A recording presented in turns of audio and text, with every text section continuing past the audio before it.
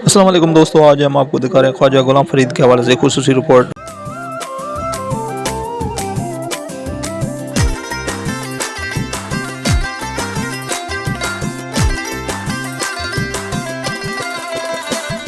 ख्वाजा फरीद इंतज़ामिया ने बड़े सलीके से चीज़ें संभाल के रखी हैं और ख़ासकर सराइकी वसेब की सकाफ़त को भी उजागर किया गया है। सुल्तानुल आशिकीन हफ्त ज़बान शहर बड़े सगीर पाक व हिंद के सूफी बुजुर्ग हज़रत ख्वाजा गुलाम फरीद रहमतुल्लाह की दरगाह पर हाज़िरी देने के बाद ज़ायरीन ख्वाजा फरीद म्यूज़ियम व लाइब्रेरी ज़रूर देखने आते हैं, जहाँ पर हज़रत ख्वाजा गुलाम फरीद रहमतुल्लाह अलैह के ज़ेर इस्तेमाल रहने वाली अशिया रखी गई हैं।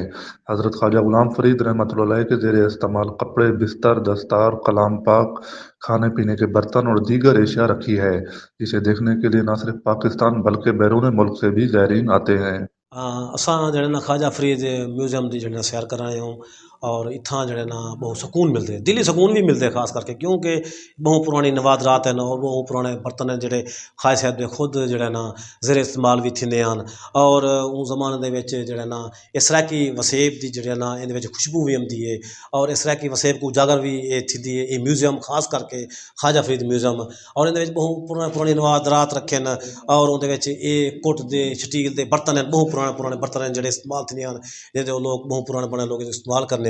और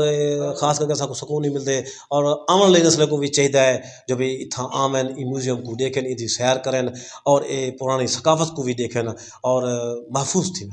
हज़रत ख्वाजा गुलाम फरीद रहमतुल्लाह के ज़ेर इस्तेमाल रहने वाली अशिया को देखकर जहाँ ज़ायरीन कल्बी वाज़े सुकून हासिल कर रहे हैं, वहीं पर तारीखी विरसे और सराइकी सकाफत को भी महफूज किया गया है।